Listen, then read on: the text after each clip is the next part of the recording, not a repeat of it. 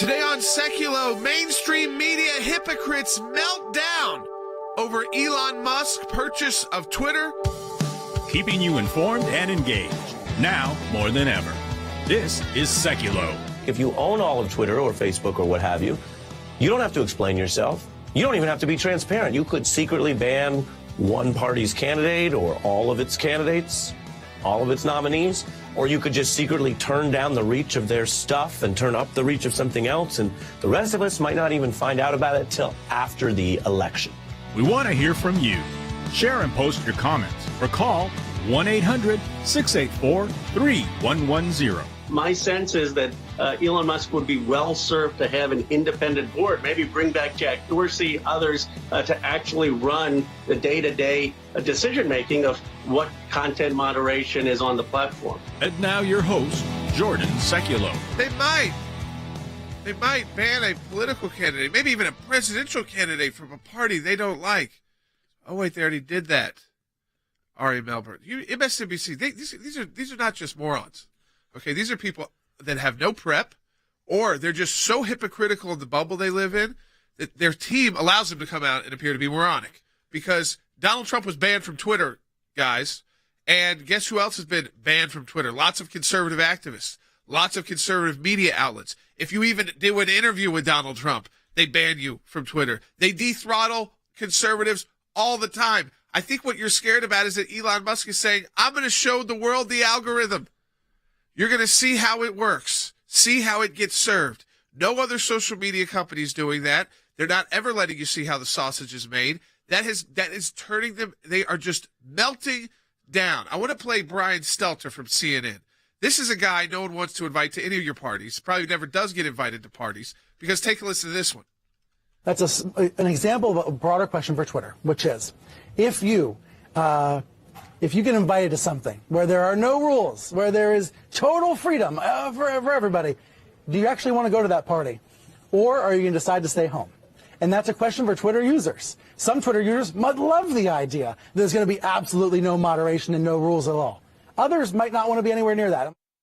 I like a freedom party.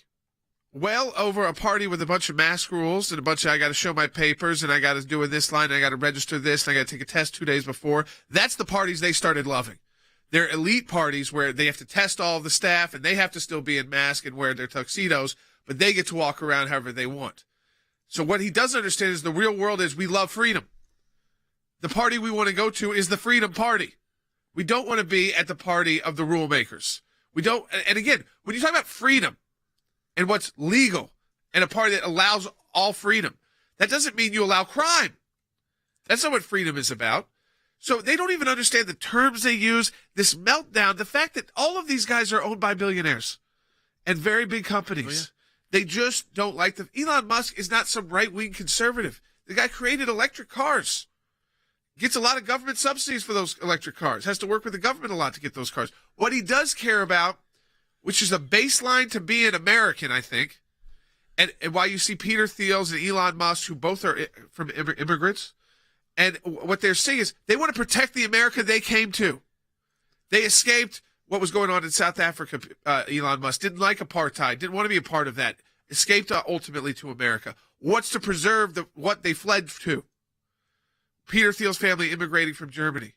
They don't want us to become Europe, where they don't have freedom of speech. And we've seen that time and time again. We get kicked out of places in Europe because they don't have freedom of speech.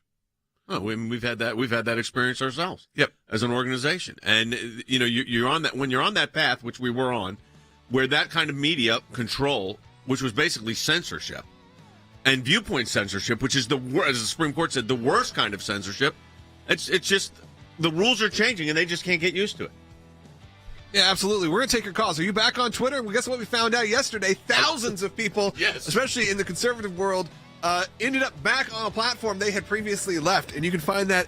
You just look at your numbers. And you can give us a call. I want to know your thoughts. 1-800-684-3110. We know thousands of people on the other side left. And we even saw people like Jack Dorsey say Elon is the singular solution I trust when it comes to Twitter. So people from all sides of the tech world, but Jeff Bezos not as well. He's at least floating out the questions. I mean, this is just a big competition between these guys. It'll be interesting to see how it plays out. Club.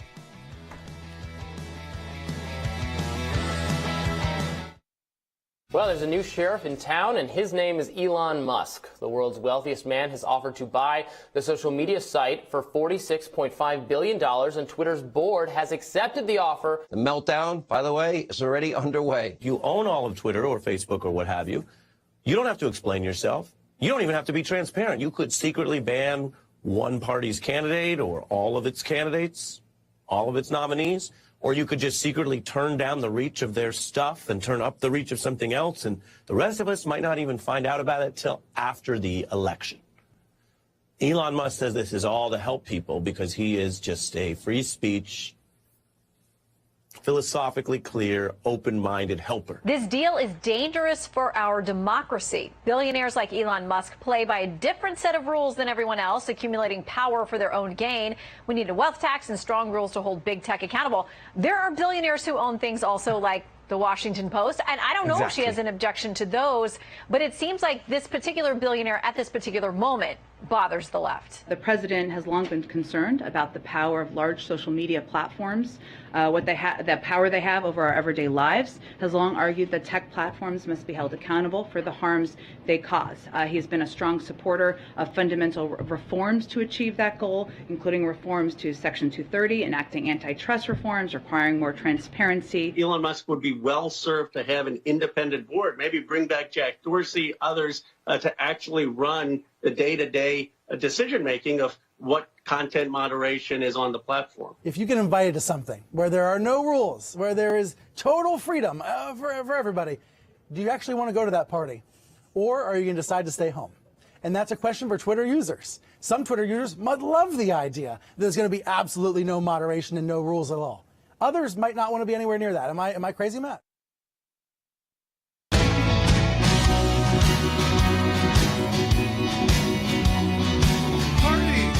Democrats, the liberals, they love the Black Lives Matter protests, right? They like Antifa protests. So they're supposed to like this like vigorous free speech, except for you. For you, their favorite phrase, for Barack Obama's favorite phrase, Joe Biden's favorite phrase, all the Democrats, content moderation. Content moderation means shutting out conservatives. That is, it is a word now that does not mean what it should mean. What it should mean is keeping criminals off of these platforms as best as possible. You know, if you got some high school kid threatening to shoot the school up, figuring that how do you get that data as quickly as possible? How do you not let the criminal elements use it to sell drugs? Okay, it's trafficking. We get that. That's the real. But that's not what content moderation means anymore when Barack Obama says it. It doesn't mean that when the liberals say it. It means shutting down conservative dissent. We are disruptors, folks. We question authority. We question the FBI. We don't trust the FBI. We question the CIA. We don't just blanketly trust them anymore, especially after what they did to President Trump for 4 years and the fighting back we've had to do. We don't trust law enforcement like at the federal level. We don't trust the 7th floor at the FBI. We don't trust all members of Congress. And we certainly don't trust the executive branch. You question. We disrupt it. You want to fight back. And every time they move, you want to say why. Are you trying to get us into a war in Ukraine? We want to know that. Why are you trying to shut us up? Always. The dissenters. We got in, again, this idea that there will be one platform that maybe, if Elon Musk does the right thing, we'll be able to actually share our quick takes without having to go through 3 internal checks in our own organization to make sure we're not going to get banned by saying how we feel. I can actually go back to Twitter, hopefully very soon, and actually give you my opinion on things in real time. Yeah, I think people are hopeful of that. We actually saw that yesterday as people started to kind of flock back to Twitter, a platform that most of us had at least left when it came to sort of the fun side of Twitter. I know some people still kept their business side maybe going on there, but the fun part of Twitter had largely left. It had been it's now just people's horrible opinions, threatening you. As you said, content moderation didn't even mean what it did a year ago, which was, let's say someone put a death threat out towards you, which maybe they did or maybe they didn't multiple times towards us. You could notify Twitter, usually within 24 hours, they had banned that person. I can tell you firsthand that even started to fade away in the last 6 months or so as people still continued to post those things. And it would not matter. They would no longer take them seriously. But what they would do is they would allow Vladimir Putin to still have an account. They would allow the head of to have an account. But again, President Trump, no, that was too far. I mean, people are seeing past the hypocrisy. And when you saw those clips yesterday, and you saw almost on cue the liberal media and the mainstream media, well, they're in meltdown. Just responding in the way that you fully expected them to. And Elizabeth Warren and all these people to actually say really the talking points that a lot of conservatives have been saying, which is what happens? They could turn your speech down. What could happen? They could ban political candidates without without any sense of hypocrisy, without any sense of sarcasm in their voice when they say these things. You look at it, you cannot believe these are the words coming out of the mouth of people. Can we play the Ari Melber fight? Yes, Ari Melber, the worst of the worst. Him and Brian Stetler. I hope they join together, start a streaming service nobody wants. Let's take a listen. That's right. That didn't work out so well. I'm saying let them have their 300 people and take a listen. With no freedom. And their party with no freedom. It's a fun party. Look, it's a good week when CNN Plus folds and Twitter is bought by Elon Musk. At least we could say a free speech advocate, even if he's not necessarily on everyone's same political Doesn't spectrum. matter. It's free speech. He's a guy who cares a lot about free speach and is and they're willing, nervous. and willing to they put are his so money. nervous that someone's going to say, "Oh, we could hear both sides of the issue." That they're freaking out over the fact that we're going to not have viewpoint discrimination. Listen to Ari Melber. If you own all of Twitter or Facebook or what have you, you don't have to explain yourself. You don't even have to be transparent. You could secretly ban one party's candidate or all of its candidates, all of its nominees, or you could just secretly turn down the reach of their stuff and turn up the reach of something else, and the rest of us might not even find out about it till after the election. You mean, Ari, exactly what happened? Yeah. Where they started, and they don't just have to ban you. They could not serve your content. They have banned. They banned Donald Trump. Of course they did. A president of the United States. Do these people not think we know this? No, they live in a bubble. They're psychotic. They are morons. They have horrible staff prepping them because they should have known that every conservative was going to be on top of them, calling them out for what they are, which is the fact that he read that from the teleprompter. Somebody wrote it for him. And he prepped that. They've got no sense of where they are. No, they have no sense of they reality. actually think this. No sense They of don't live in the real world. I want to go to the Freedom Party. I don't want to go to the CNN plus Brian Stelter party of content moderators. That's boring. I want to go to a place where I can have a fight, a verbal fight, fight back, have a discussion.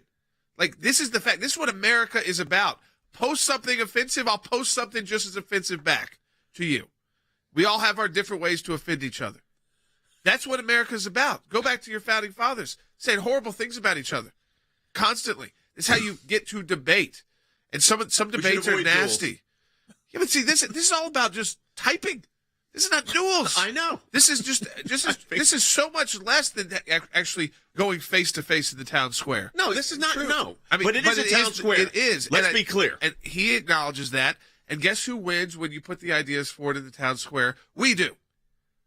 Here's my The fact is, we've been shut out of media for way too long. So we have broadcasts like ours to get the truth out. But the mainstream media has tried to control the world and control the narrative. And so for too long, they've controlled. Then these platforms popped up, and suddenly people said, "Oh, there's new ideas about, like, I want to be pro-American. I want to be a nationalist. I want to be a populist. I want to take care of my country." And you know what their response to that was? You're a racist because you love your country. Yeah, now they're saying that to the guy who pretty much is single-handedly probably They're calling responsible him a racist, too. for the biggest environmental shift in the automobile industry, and not inviting him to the White. They do a electric car summit, and who doesn't get invited is Tesla, Elon Musk, because which is arguably probably the person who took the most heat over electric cars, and is doing space exploration. It's doing everything the government stopped doing, and it's pretty wild. Here's the thing that I think we have to be clear. The reason the mainstream media is reacting this way is because they know once you have information come out and people can actually get both sides of a story or four sides of a story, because there's multiple sides of these issues, that what happens is people start thinking again. And right now we've got everybody in their little zone of where they're going to get their information. So why is the left freaking out, which they are, over the fact that a guy finally steps up to the plate and says, you know what, I'm just going to buy Twitter because it's censoring speech. And I've got the right to, and then Twitter blew it off at first until what? Until he made an offer they had to take. I love this one from the ACLU. This is the ACLU. Oh, please. In Okay. today's world, a small handful of private tech companies, by the way, who they take donations from, including Twitter, play a profound and unique role in enabling our right to express ourselves online. We should be worried about any powerful central actor, whether it's a government or wealthy individual, even an ACLU member, which I guess Elon Musk they're implying might be a major donor to the ACLU, and they still they still come out and say, now they take money from these groups. I guarantee you they take I believe Zuckerberg's. they said Elon Musk was one of their top donors. But the ACLU used to be a free speech organization. They are not they anymore. would be at the Freedom Party that Brian Stelter was so afraid of, because they would invite lots of strange actors. But now they're just in tune with defund the police and shut up conservatives. Yeah, and there was a clip from about a month ago from Bill Maher's program, again, someone who, oddly enough, people have started to really respect as he comes around a little bit, as someone who is maybe a true liberal, a true Democrat, something that we don't really hear about a lot anymore. You hear a lot of censors, you hear a lot of people who don't understand what liberalism even meant. Let's hear from Bill Maher about the ACLU just about a month ago. The ACLU has long been synonymous with freedom of speech. They defended it from even the most hated groups like the Nazis, the Klan, even the Jehovah's Witnesses. It was never about what you were saying. It was about the liberal principle of your right to say it. Well, they have new guidelines now, namely that before taking a case, ACL lawyers should consider if the case might cause offense to marginalized groups, or if a potential client's values are contrary to our values. Contrary to our values? Your values are free speech and the First Amendment. Those are your values. Your whole purpose in life is not to be worried about offense to marginalized groups, because we understand that free speech is an even more important value than never being offended. Free speech used to be used by marginalized groups. Look at the social protest movements of the 1950s.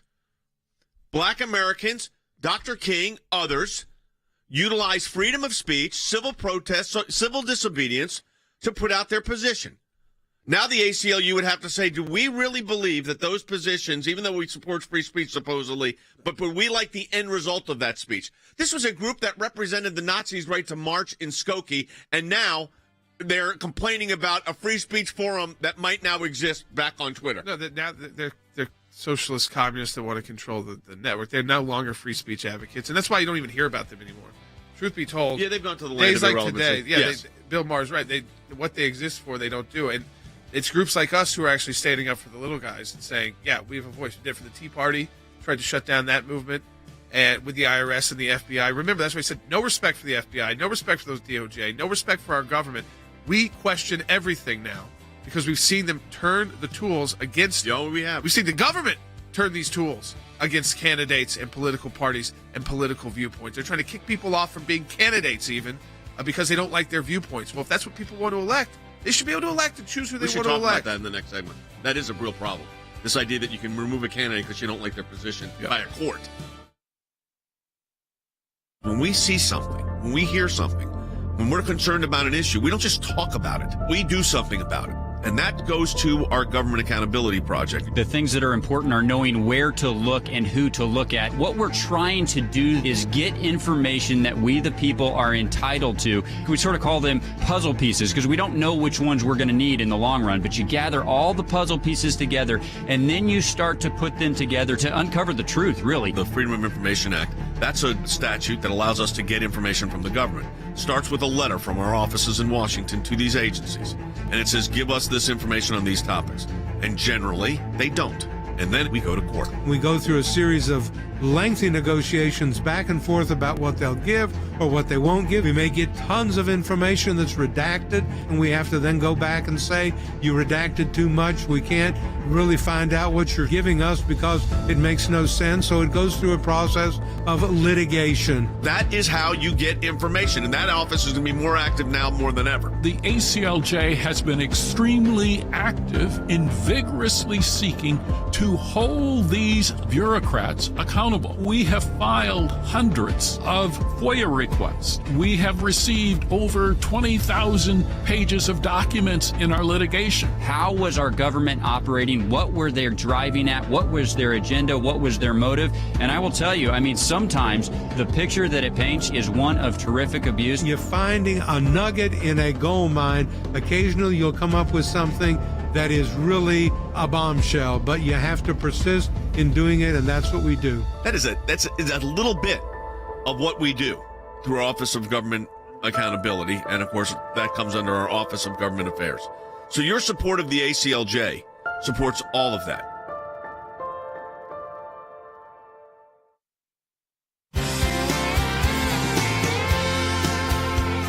communist Elizabeth Warren, she wrote in about this. Just love to get her viewpoint because it really matters so much.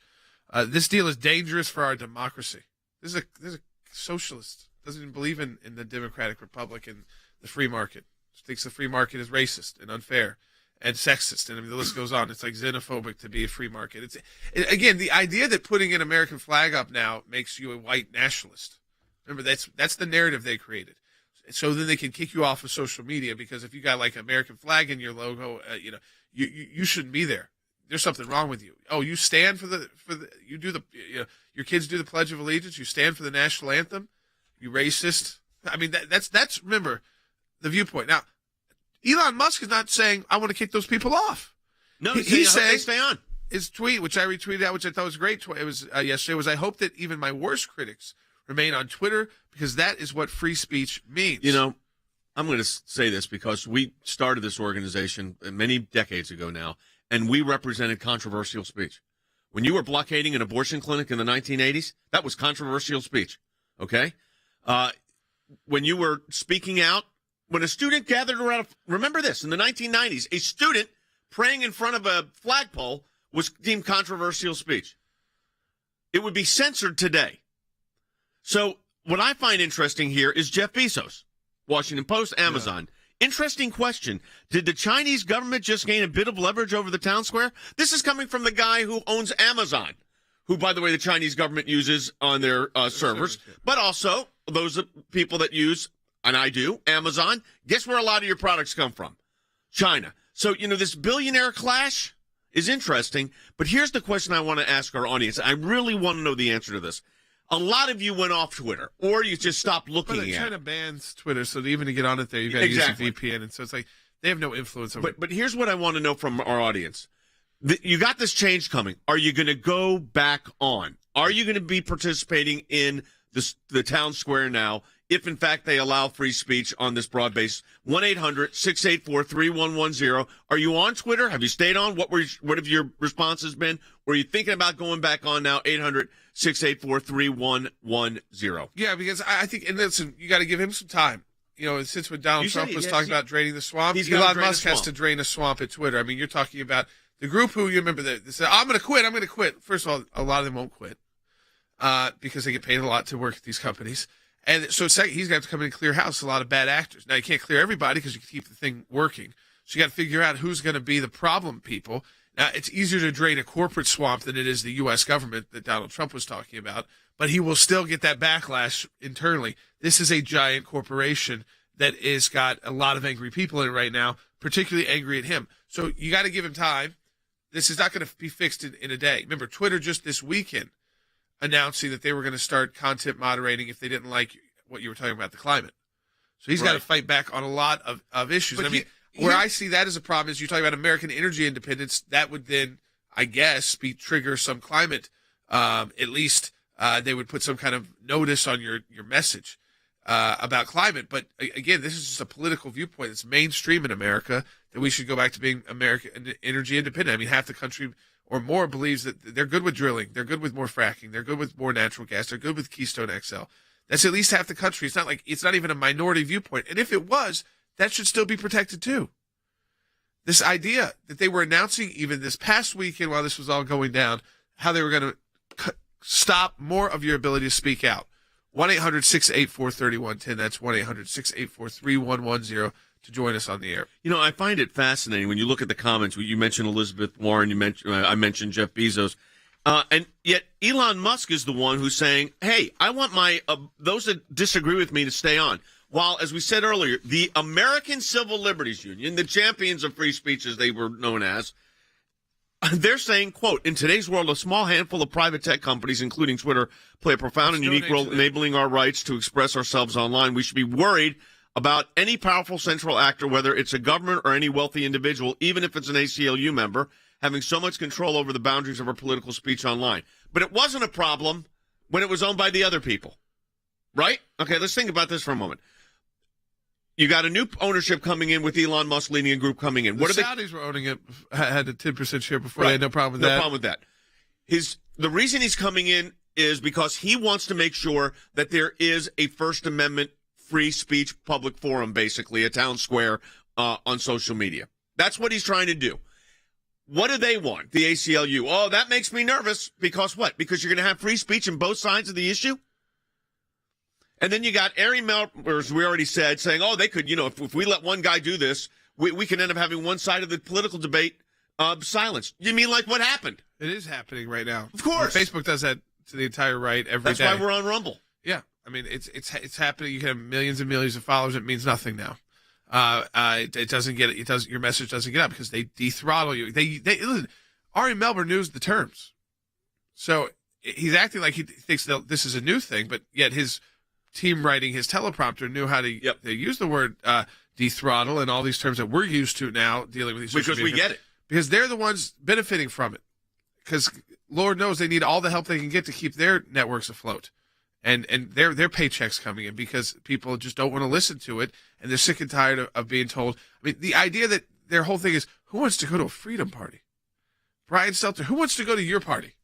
I mean, seriously, you're obviously not many. A media critic of critics of your own thing that didn't work, and probably won't be on TV. I think within 3 or 4 months from now. Which again, that's how our market works. People don't want to watch him. They don't want to watch the anti-freedom guy talk about the parties he doesn't get invited to because again.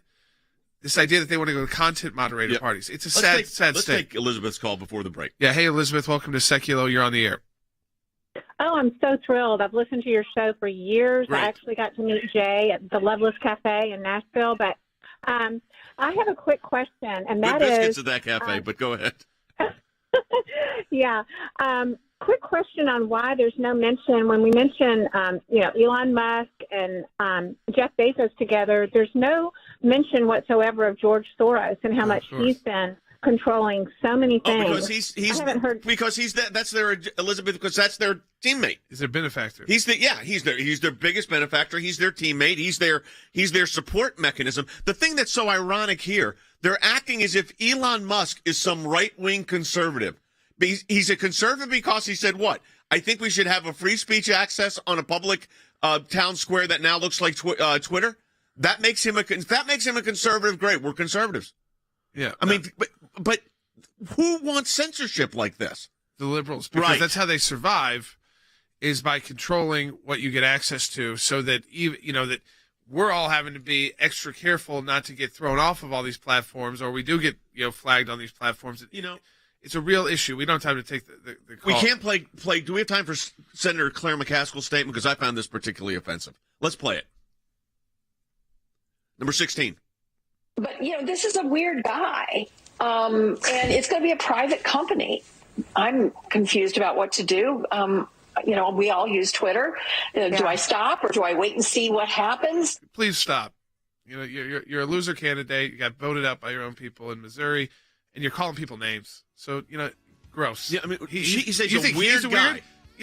Did any of your children create a multi-billion-dollar? Did they create electric cars? Did they go to space? Did they figure out how to do all your liberals' favorite things to do? He did. So he's weird now? Now he's a weird guy? I mean, the Democrats can call names like that? I thought that's like really bad. Shouldn't she get canceled now for calling someone weird? Yeah, well, especially in this situation. Twitter, under their current leadership until he takes over, should be deactivating her account right now. Right, because she's shaming somebody. Yeah, shaming. All right, we're going to take your calls at 800-684-3110. Rick Rennell joining us after the break. Don't forget, support the work of the ACLJ at aclj.org. Here's what I want to say to our ACLJ members, or for those of you that enjoy watching this broadcast. Whether it is going after the deep state, whether it is litigation that we're engaged in, whether it is defending the persecuted church and getting individuals out of prison because of their faith in other countries, whether it's training lawyers to fight for religious liberty, not just here in the United States, but around the globe, whether it is producing a daily, 5 days a week, 1 hour live television and radio broadcast heard on thousands of radio stations, on TV platforms, on social media platforms. Your support of the ACLJ enables us to do all of this. We want to encourage you to support the work of the ACLJ. And when you do that, you're supporting our production teams, our videos, whether it's that kind of production and other things that we are working on. The ACLJ is front and center on this. We're in a matching challenge campaign. Any amount you donate, we get a matching gift for. Go to ACLJ.org. Keeping you informed and engaged. Now more than ever. This is Sekulow. And now your host, Jordan Sekulow. Hey, welcome back to Sekulow. We are taking your phone calls at 1-800-684-3110. That's 1-800-684-3110. And folks, again, we're asking folks, are they going to be back on Twitter? Are they going to be back on the platform where a lot of people, I think, enjoyed the back and forth. They got a lot of breaking news. The news was able to cut through the mainstream media. Didn't matter if they were in a commercial break. You got the news. You got the news there before it even got the notification on your phone. You got insight from reporters. You got that were tweeting out things that they may not have yet gone on television yet to do their story. So you get it ahead of time. And so, we use it pretty actively, especially still for our radio broadcasts and for our TV broadcasts and things like that. But what I will tell you is where I stopped using it for the most part is I hardly ever just go on and start giving hot takes, because that's real opinion, and real opinion means it's raw. And I could be, getting the ACLJ flagged and getting us flagged. So if he builds a platform that we can go back and trust, that's the big key. Can we go back and trust it? Now it's up to him. He's got to make it a platform we're going to actually trust. But you said it's going to take him some time to get it done. Oh yeah, it's a swamp. It's a swamp just like DC, but this is the tech world swamp. Yep. Yeah. Okay. We go to Rebecca in Rhode Island online too. First, hey Rebecca. Hi. Hey. I got Twitter banned back when Trump got banned as well. And the only way I would go back on Twitter is if they let Donald Trump back on. It's interesting. There was some indication that from the former president that he was not going to go back on. Now, I don't know if that's because of his situation with Truth Social, and maybe he can't. My view is this. Let me where I'll disagree a little bit with you, Rebecca. I understand what your position is. If they're going to allow, listen, we stayed on, albeit at reduced engagement, right? I mean, we had reduced engagement, but we stayed on. So the question really for us is, now that Elon Musk is going to take this over and it's going to open up to free speech, will we engage more? And I think the answer is yes. We're going to give it a try. We're engaging already. But I don't think my right of free speech is dependent on what President Trump does. And President Trump may or may not go on there, and he may, because of his own social media platform, he may decide not to for business reasons. I have no idea. I think that should not be a hindrance for conservatives to go back on Twitter if Twitter, in fact, lives up to the expectations. Yeah, that's right. I mean, that's going to be the big question that everyone's got to ask. Let's go to Renee in Michigan on line 4. Hey, Renee. Hey, guys. Listen to your program practically every day, and I have for years. But I just like to say kudos for Elon, someone who is finally powerful enough to stand up against Twitter and protect not just conservative views and rights as far as speech is concerned, but our First Amendment right. Now, I haven't been on Twitter in years. I've gotten to the point, social media, it just doesn't interest me a lot, but knowing that I could go there and, say the things that I want to say, again, I'm not breaking the law, this is my opinion. I might consider that, but going back full-fledged, no, probably not. Well, it depends. You know what? I think you wait and see what actually happens, Renee. Now, I think I added yesterday, what was the number we thought? About 10,000 followers on Twitter yesterday, just from the announcement. And we stayed on Twitter even during all this censorship nonsense. Like, we're on Facebook, but we really promote Rumble. Why? Because with Rumble, I'm not worried about getting a stamp on false information when I'm reading from a court document, which is what happens on Facebook. So we've already gone to alternative platforms. But if the largest social media platform, like in that kind of space, Twitter, is going to actually open up to free speech again, we're going to be more robust. You said you're going to be more robust. Yeah, exactly. Once I know the change has been made, once the algorithm is released, and he's pledged to do that. Rick Rennell is going to be joining us next segment of the broadcast. We're going to get into this. Of course, he's active on there. He's been banned before on Twitter just for going after liberals in a discussion, in a debate. The amount of hate that he gets back on social media is pretty amazing. That doesn't get censored, doesn't get moderated. I don't think he cares. But he's also got some new information, too, on the Biden administration and they're put in Russian oil, which is not gotten a lot of news yet, which is pretty big deal. We'll be joined by Rick Rennell when we come back on Sekulow.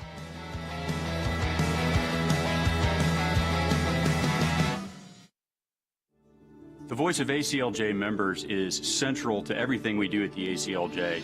We at the ACLJ are constantly advocating in really three main areas. We advocate in federal and state court. We advocate in the court of public opinion. We do that through media and other advocacy efforts, and we advocate in the halls of Congress. We use our members' voice through petitions in each of those three areas. In federal and state court, we will take the names of people who sign petitions on a given issue, and we will actually put them on an amicus brief that gets filed with federal or state court, showing the depth of support from our members on that issue. In the court of public opinion, we will use the volume and the weight of the signers of our petition to demonstrate the breadth and the depth of support on a given issue, and really to draw more people to that cause. But I think maybe most importantly is when we use petitions in the halls of Congress, and we do that in two different ways. We do it on a macro level, and we do it on a micro level. On a macro level, it is very impactful if we can show tens of thousands or hundreds of thousands of our members who agree with us on an issue that is central to what we care about. If we can show that there's a wide breadth of support across America and across the world, that adds strength to our voice. Now, on the micro level, here's what we do. We take a petition on a given issue and we break it down into states and also people who have signed from each congressional district. Then we go into an elected official's office and we advocate not just on behalf of ACLJ, we advocate on behalf of people who voted for them to be their elected official. That's when they really stand up and take notice. I encourage you to go to aclj.org, click on the petitions button, and add your name for our support.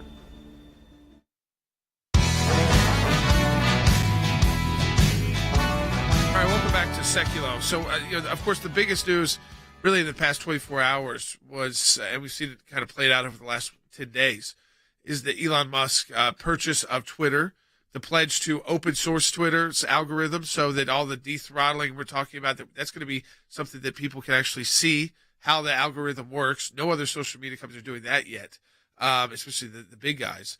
And he's welcoming back, to be a free speech world. Now, I think he's got a swamp to drain.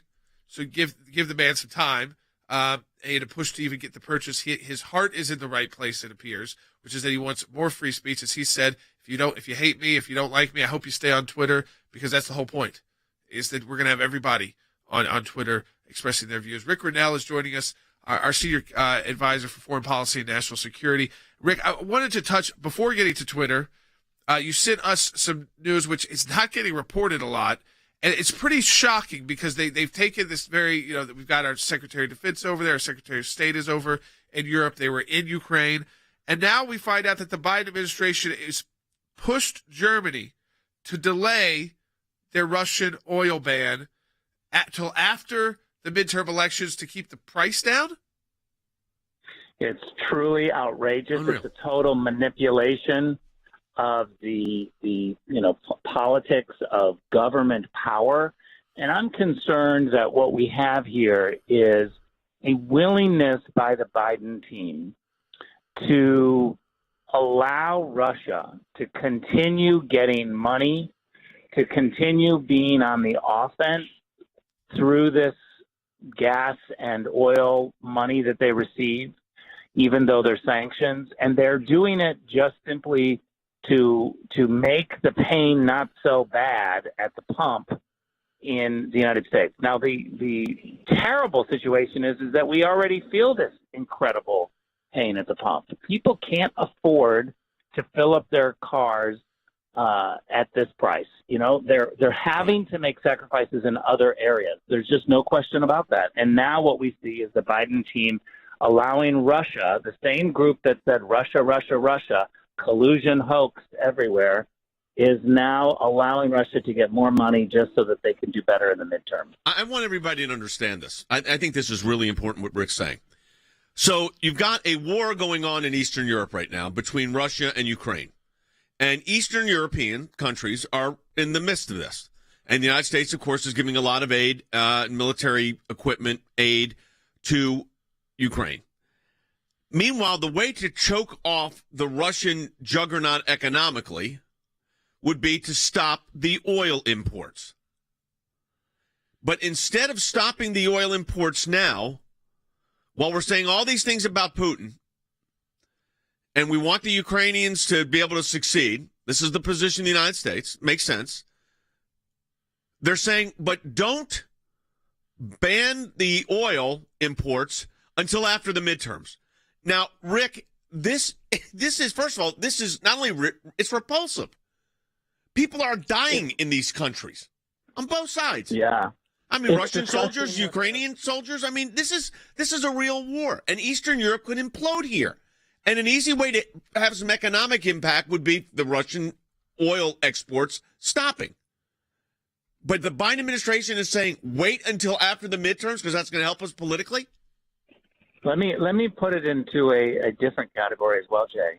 If we would have been able to squeeze Russia and not buy their gas and oil and squeeze them of money, they would have fewer dollars to be on the offense. I believe if Germany would have stopped immediately a couple of weeks ago instead of bowing to the pressure of the Biden administration, Russia may not be going into Moldova like they are right now. They are expanding beyond Ukraine. They're going into Moldova. This is escalating because Russia has money. Who's giving Russia money? The Biden administration is doing it at least until November because they want to do better in the midterm elections. You know, the thing, well, of course, one of the things I'm concerned about is, we talked about this in our pre-radio meeting, is the United States going to get, Rick, and then Jordan's got a question, going to get dragged into a war where we've got to have troops on the ground? And I just, that to me is a no-win situation for the United States. Correct. And guess who's right next to Moldova is Romania. I know. So now you've got Poland. There's word today that Russia is cutting off Poland's energy. So they're weaponizing energy every chance they can get. And here the Biden team is working with Germany to help weaponize it. You know, Rick, I want to talk to you about the Elon Musk move, because the meltdown on the left, and you're active on Twitter, you get attacked on Twitter, you've got people trolling you all the time on Twitter, nasty stuff. I don't see them, by the way, getting their accounts deleted, nor are we saying they should. But the fact that we've got MSNBC and Ari Melber saying, you know, with this kind of power, he could take down a major political candidate off of Twitter. Like that, like they don't know that that's happened, or that they could dethrottle a whole political party's viewpoint. Like that hasn't happened before. And then we saw Brian Stelter say, you know, do you really want to go to the Freedom Party? I mean, Rick, that's the party I want to go to, the Freedom Party. I don't want to go to the content moderator party. Yeah, what I said on Twitter was happy birthday to Ari Melber, who seems to be have born yesterday, because he's been living under a rock. He's complaining that Elon Musk just may shadow ban people that he doesn't agree with, which has been happening on Twitter. He's suggesting that somehow Democratic politicians may now be canceled off social media, despite the fact that Charlie Kirk right now is off Twitter. He's been banned from Twitter. You've got Donald Trump, who's been off for a long time. Where is the MSNBC crowd? Where have they been living? Where have they, what have they been reading? Because they clearly haven't been reading anything outside of their newsroom. For Ari Melber to go off and suggest that Elon Musk may do this and miss the fact that Jack Dorsey has been doing this is the height of the problem of Washington, D.C. My concern with this, Rick, first of all, I think the idea that Twitter would become more of a public forum in the sense of the marketplace of ideas, which was the original idea, I think is a good thing. And the idea that you're not going to censor a viewpoint. I mean, I've spent my entire career going to court to stop viewpoint discrimination. And we'll let this side of the debate in, but we won't let this side of the debate in. It seems to me, though, that what we're seeing is the hypocrisy of the left in a very significant way. They don't, when Stelter says, I don't want the Freedom Party, I mean, I'm thinking about, how do you make that argument in the Supreme Court of the United States? Wherefore limited freedom of speech?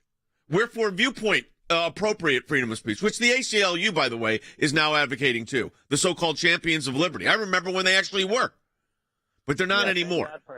Thank God for ACLJ for doing these fights, because without the ACLJ, we wouldn't be able to see some of this. But Look, the reality is Elon Musk is not a conservative. He's not a Republican. Right. He is just somebody who's really frustrated by the left right now. And that's one of the key talking points that we can make is we conservatives have been ostracized so much by big tech that even the people that are not conservatives or Republicans have noticed and are acting out and spending billions of dollars to fix. That's really the key message here. And I love your point, Jay, about letting ideas out there. We have the power on social media. You can block people that are annoying, that you don't want to hear from. I encourage people to listen to the other side. I follow a lot of people from the left, and a lot of times they get me outraged, but I want to hear what they're saying, and sometimes they make me think, and I can have a better argument when I see this. But you don't like someone, you have the power to block them, and the power is in your hands. It shouldn't be in the hands of big tech. I want to take this caller, Pat in New Mexico, online too. Hey, Pat, welcome to Sekulow. You're on the air with us. Oh, hi. Thanks for taking my call. And I just wanted to comment that on Saturday Night Live, Musk said that he's autistic. Yep. And his accomplishments, I think, are encouraging to autistic people and, especially to autistic children and their parents. And he just really thinks differently. And that's all just my comment. I found that what made that so interesting when he did say that publicly, which I was very proud of him to do, and I'm sure a lot of people knew that. But then for Claire McCaskill to make fun of him. I'm going to play that bite again. Yeah. Play it. Let's go. But, this is a weird guy, and it's going to be a private company. That would get any of us canceled. Right away. Should. No, I don't believe in cancellation. But you would be canceled for that, Rick, if you said he's a weird guy and he happens to be autistic. Well, I'm thankful for Pat, the caller, and her comment, because really what I think she's saying is we're all God's children. Right. And the reality is that I love that song about if we are the body, why are our hands and feet not moving out to reach other people? That's what we have to get back to, tolerance and diversity. You don't have to clap and approve of someone's opinion, but let them have their opinion. 100%. Thanks, Rick. We appreciate it as always. Folks, we want you to support the work of the American Center for Law and Justice. We actually stand up for free speech. 1-800-684-3110 if you want to talk to us on air. But if you want to be part of our matching challenge in the last couple of days here, ACLJ.org. Okay, that's ACLJ.org. And be part of the broadcast. You still got a segment up. If you call now, you get on the air. 1-800-684-3110. Your thoughts on the liberal meltdown with Elon Musk taking over Twitter. We want to hear from you. 1-800-684-3110. That's 1-800-684-3110. Support our work. Be part of this matching challenge. Donate today, ACLJ.org. This is a conversation social media companies don't want you to hear. They are coming after the conservative viewpoint on social media. They're telling us what we can and cannot discuss in the new public forum. They were getting in the weeds, trying to get in the weeds on a complex matter involving abortion, rather than just letting us speak our view on the legislation to our own audience who signed up to get our information. We got one that said false information about a hearing we actually did. And then they took those down, but then said it was missing context. And we're the ones that did the hearing. I read right from the indictment, right from the document.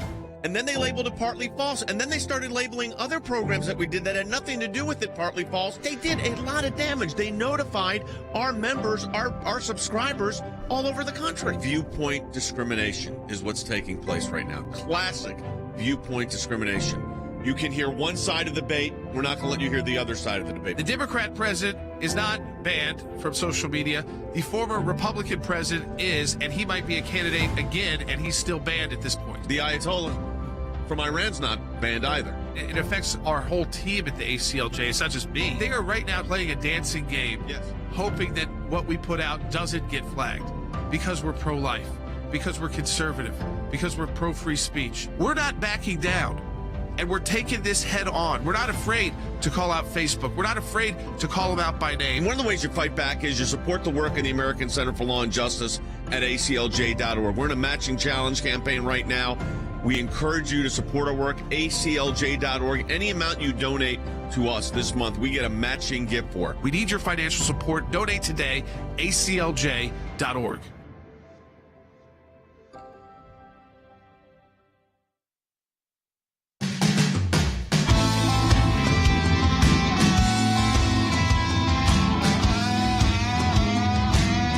All right, welcome back to Sekulow. We're taking your phone calls to 1-800-684-3110. That's 1-800-684-3110. Pat on YouTube wrote in, the beauty of free speech is that sometimes you're going to hear things you disagree with. I mean, I think we've gotten so far from that. And we're also creating a culture, kids, who are getting pretty far from that too, that also, like, they're only going to hear one opinion, and you demonize the other side. The other opinion. It means, if you stand up if you fly an American flag, if you stand up for the national anthem, if you say that you're a patriot, you're pro-America, you're a racist. If you don't want to erase the history of our founding fathers, you're a racist.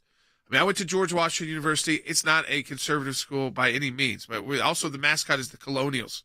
Okay, so you can see some issues that could also be arising. I mean, will that school still be George Washington University by the time my kids are going to college? I wouldn't say yes right now. I definitely wouldn't say yes. You went to Georgetown too, which is Georgetown. Also, all these things. Yeah, that have ties back to the King of England, the Queen of England, and so these terms. I mean, again, in GW, the mascot being the Colonial. They got rid of first like the rebels, right, and those ideas. And first it was that. Now is it going to be our founding fathers? And the idea that you just, instead of telling the good and the bad about everybody, but not 100% demonizing everything and everybody, the fact that, white kids get demonized now at school, it's all wrong. And now we're going to have more platforms to speak out about it, because we're in the majority on these issues when we're able to figure that out, when because we're all able to talk. Generally, when they think about it, support freedom of speech. Yes. But this is what Dick Durbin said. Asked whether Musk's acquisition on Twitter was a cause for concern. Absolutely it does. He said he wants to make it a global message board. My first question to him is, your message board going to include Donald Trump? That's a key question. If he lets that man rant and rave on Twitter, not in the best interest of America's future. But letting the Ayatollah rant and rave is fine, or Putin. No, that's fine. Or how about this one from Mark Warner? Talk about the love of regulation. He says, I've got some concerns. I think it will have to go through some level of appropriate regulatory review, and I'm doing some of my own checking. Well, what appropriate regulatory review? I mean, what are they talking about? It's a private business that's been sold to a new owner who says, I'm going to open it up for free speech. Like George says, he's got to clear the swamp. It's not going to be an easy task. He's got a Herculean task ahead of him. Oh, yeah. He's up to it, but he's got a Herculean task ahead of him. Was getting the company, even though he had the resources. Remember, they were mocking him a week ago, saying he's not rich enough. He's the richest guy in the world, and he wasn't rich enough. Well, he proved them wrong. Then he's got their company. Yep. Now they're all saying, keep those guys around. Let's not. Let's boot them to the curb. If Elon Musk wants to do the right thing, everybody on that board needs to be booted. Everybody in leadership needs to be booted out, and most of the staff there. Now, I mean, there's probably the tech-in staff that's not opinionated. They need them, obviously, to run the platform. But all these moderators, just shut it down and restart with what it should be, which is looking out for criminal activity. That's it. Will, are you criminal saying activity? Who are you saying is calling Elon Musk? Yeah, calling him an oligarch. Senator Merkley from Oregon. He says he's an oligarch. I mean, first of all, that's got a connotation right now that's very specific. Yeah, that's right. Oligarch is specific to these Eastern Europeans, fall of Soviet Union. Yes, he's the richest man in the world. But we don't put them in that group because they operate under Western rules. It's always a concern when an oligarch may be owning the town square, so they can demonize him, which they already have. Interesting. Pat on YouTube said the beauty of free speech is that sometimes you're going to hear things you disagree with. I don't know how many times I said that at the Supreme Court. I countless. This is interesting also coming in from Rumble. I don't use Twitter, never have. That being said, thank you with all caps, Elon Musk. I'm so enjoying the mainstream media and political meltdown. And Jordan, they are really melting down over this. It's unreal. Well, listen, CNN is in trouble. They've already been bought out. So most of their opinion shows are going to be gone. CNN Plus failed. They tried to revive the career of Chris Wallace, who no one wanted to watch in the first place, and Fox News was happy to see go. And what did they think? That people are going to pay to watch Chris Wallace? No! They don't pay to see some old dude. No one's going to pay to see an old, angry guy who has no opinion on either side try to play like he has no opinion on either side, but is really a true-blooded Democrat, partisan hack. And people don't want to pay for that. You can get it for free on MSNBC as long as that stays, viable. We'll see. But the truth is that people want to go to places where it's not necessarily they agree 100%, but you could ask questions. You don't accept authority. on everything. You don't just, I mean, why would we do that anymore? We've seen the real witch hunts in real life. No, yes, we have. It's still going. They're the people in authority. I don't respect them. I will broadly say I start out with this view. I do not respect you if you work for the federal government at a top level. Prove to me why I should.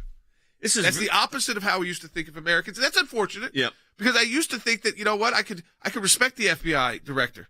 Now I do not respect you. You've got to prove it to me. And like this current guy, who is it? He's been just hanging around, right? The ghost. While 59%, there's been an increase in 59% of amount of police officers killed, and he barely, because the Biden administration doesn't put him out, so he barely gets that message out. He says a huge issue, the biggest issue in law enforcement, the amount of police being killed. Carmen on Facebook writes, liberals are afraid that conservatives will do what they are guilty of doing. Well, conservatives don't censor other viewpoints. No.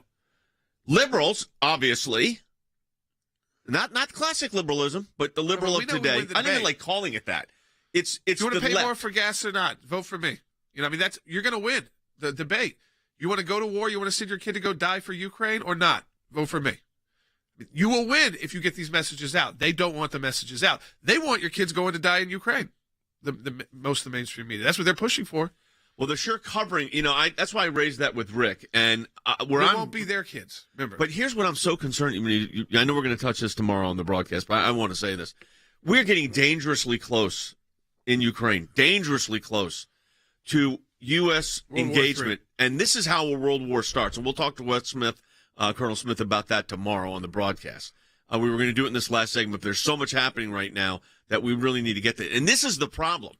We could get into a it's already a dangerous situation, but much more so in a very short order. And U.S. troops there in that region, and now with the situation, Romania could be at issue, Poland. This is serious stuff, folks, and we got to be very cautious. And I'm just not convinced that the United States has a coherent plan on any of this. But you know what? At least we get to talk about it on this broadcast and have those views aired. Now, I want to say this as we get to the end of the program here, folks. We are in the last few days of our matching challenge campaign at the ACLJ. And we have been fighting for free speech for 4 decades, and that fight's about to get more intense. And we've got some major, major initiatives that we're dealing with right now at the ACLJ that are significant. Your support of the ACLJ is really critical, and especially in these matching challenge days, because whatever you donate, we're getting a matching gift for. So, Jordan, we want to encourage people right now to become part of that team. It's very, very important, folks, that we end this month, because this sets our budgets for the next couple more months. We need to know where we stand financially. Your support makes a huge difference. Yep, and we got our matching challenge until the end of the month. And you are the group that triggers those matches. By your taking action and making the donation, that's what triggers the group of donors that have said that they will match those donations. So they don't take action until you take the first step in making that donation online. So it's whether you are a longtime supporter of the ACLJ or this will be your first donation. It's the best time to do it because you're doubling your impact. We're not playing those goofy games like you see 7 times match. This is if you donate $40 online. We got a match for $40, so it's like $80 for us. A very simple matching challenge. What you're going to be charged on your credit card is $40, but that then triggers the matching donation from our group of donors. So I want you to take part in it. Support us at aclj.org. Donate today, and we'll talk to you tomorrow.